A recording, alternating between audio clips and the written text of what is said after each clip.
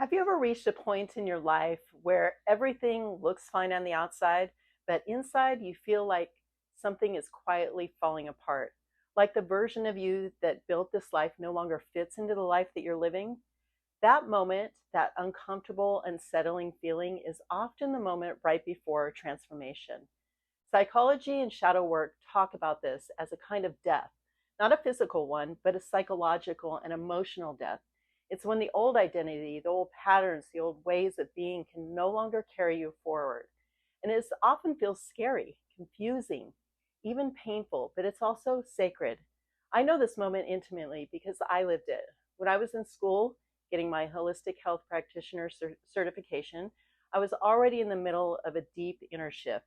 On the surface, I was learning about healing, the body, the mind, but underneath that, my own life was unraveling in quiet ways. I was married at the time, and for at least 2 years, I knew something wasn't working. But I kept going back to the old version of myself, the one who hoped things would change, the one who believed if I tried harder, loved more, fixed more, somehow it would all work out. I stayed because of that version of me was familiar, even though it was painful. Then everything changed. During a trip to Australia, I was there helping to teach a body mind retreat, and one morning I had time completely to myself. I went and sat in a park in the beautiful town of Adelaide. I remember being alone, quiet, present, and suddenly this realization washed over me. It wasn't dramatic, it wasn't loud, it was clear. I realized that if I wanted my life to change, I was going to have to leave my old life behind. I saw in that moment that I had been living in codependency, that I had taken responsibility for my husband's self sabotaging behaviors, that I believed it was my job to save him, to fix him, to carry the relationship on my back. And I realized something very painful but very true. I couldn't fix him without sacrificing myself. I couldn't be responsible for his choices, and I couldn't have the life I dreamed of, a functional partnership, a family, a future, if I stayed attached to the version of me who believed love meant self abandonment. Sitting there in that park, I felt it clearly. The old version of me was dying. The woman who learned how to survive in a codependent relationship with an alcoholic. She could not come with me into the life that I wanted to create.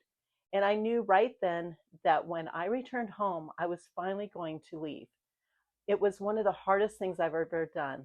I truly cared for this man. Walking away didn't mean I stopped loving him. It meant I finally chose to love myself too. After I left, I just didn't move on. I did the work. And that work was hard because I had to take a very honest look at myself. I couldn't blame him. I couldn't blame circumstances. I had to acknowledge that I chose that relationship and understood why.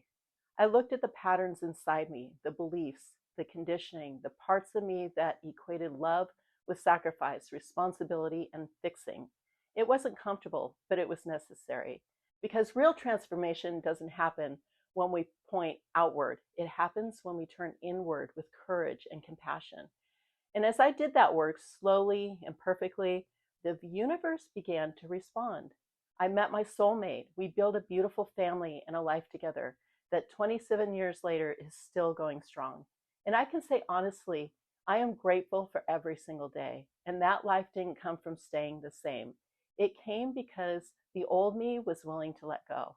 And that's the part I want you to hear today.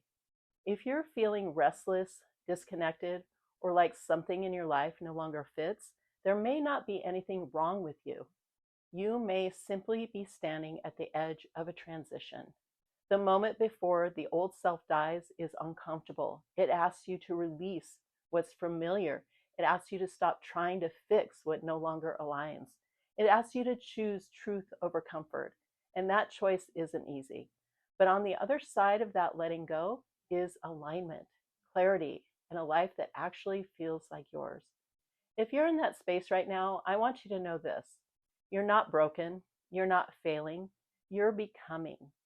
Sometimes the most loving thing you can do is allow the old version of you to rest so that the truest version of you can finally emerge.